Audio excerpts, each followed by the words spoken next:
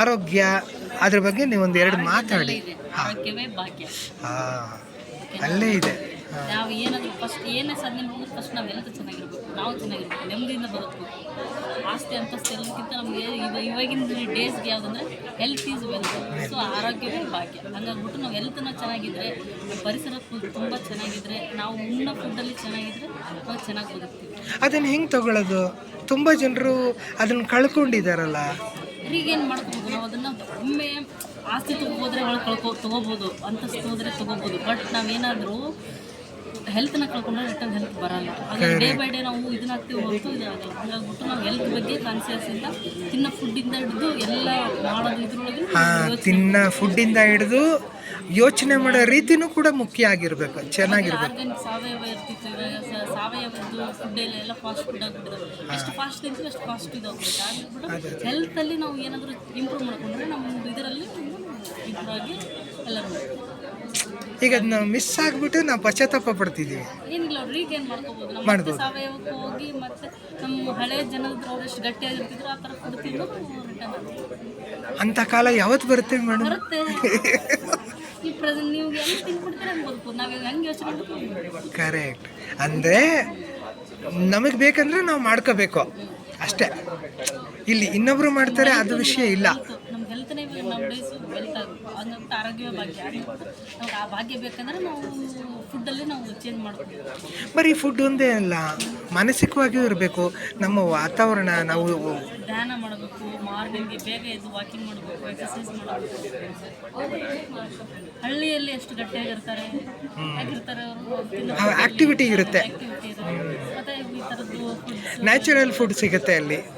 ಹೇಳಿದ್ರಲ್ಲ, ಪೆಪ್ಪರ್ ಆಯಿತು, ಇದು ವೀಟ್ ರೈಸ್ ಸಾಲ್ಟ್, ಅವೆಲ್ಲ ಫುಡ್ಡು ಅದರಲ್ಲಿ ಬಾಡಿಲಿ ಬಂದರೆ ಆಟೋಮೆಟಿಕ್ ನಾವು ಇದಾಗ್ಬೋದು. ಈಗ ಸಿದ್ಧಗಂಗಾ ಅಜ್ಜಾರು ಅಷ್ಟು ವರ್ಷ ಯಾಕೆ ಬದುಕಿದ್ರು ಅಂತ ಅವ್ರು ಇದ್ರದ್ದೇನೆ ಜಾಸ್ತಿ ಇದನ್ನು ಕುಡಿದೇ ಇದು ಮಾಡಿ ಬೆಳಗ್ಗೆ ಒಂದು ಲೋಟ ಕುಡಿದ್ಬಿಟ್ಟು ಇದು ಮಾಡಿ ಸ್ಟಾರ್ಟ್ ಮಾಡ್ತಾ ಇದ್ರು. 3 ಗಂಟೆಗೆ ಎದ್ದು ಬಿಡ್ತಿದ್ರು ಅವರು. ಅವೆಲ್ಲ ಎದ್ದು ಅವಾಗಿದ್ದ ದಿನಚರಿ ಸ್ಟಾರ್ಟ್ ಅವರು. ನಾವೆಲ್ಲ 3 ಗಂಟೆಯಲ್ಲಿ 4 ಗಂಟೆಯಲ್ಲಿ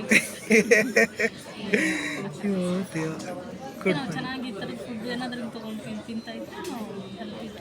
ನೀವು ಮನೆಯಲ್ಲಿ ಬೇಗ ಎದ್ದೇಳ್ತೀರಿ ಮೇಡಮ್? ಬೇಗ ಎದ್ದೇಳಬೇಕು. ಆಮೇಲೆ ಇನ್ನೊಂದು ನಂಗೆ ಕೇಳಬೇಕು, ರಾತ್ರಿ ಊಟನ ಸ್ವಲ್ಪ ಬೇಗ ಮಾಡಿದ್ರೆ ಇನ್ನೂ ಒಳ್ಳೇದಲ್ವಾ ಮೇಡಮ್? ಸರ್, ಡೈಜೆಸ್ಟಿವ್ ಸಿಸ್ಟಮ್ದಲ್ಲಿ ನಮ್ಮದು ನೈಟ್ ಹೆಂಗಾಗ್ತದೆ, ಬೆಳಗ್ಗೆ ಹೆಂಗಾಗುತ್ತೆ ಅಂದರೆ ಫಾಸ್ಟ್ ಇರುತ್ತೆ.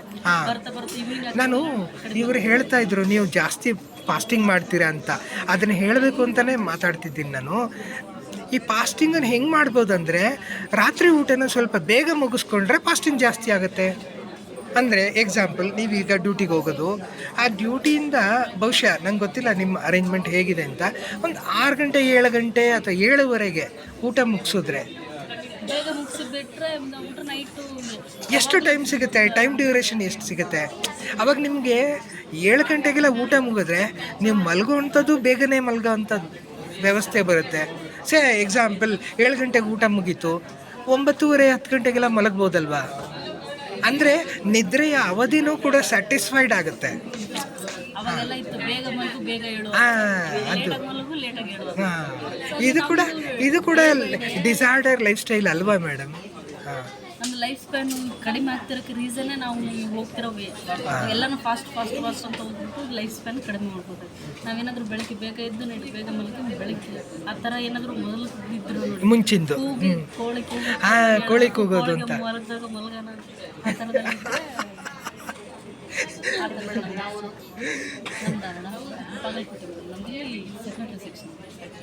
Thank you madam, thank you.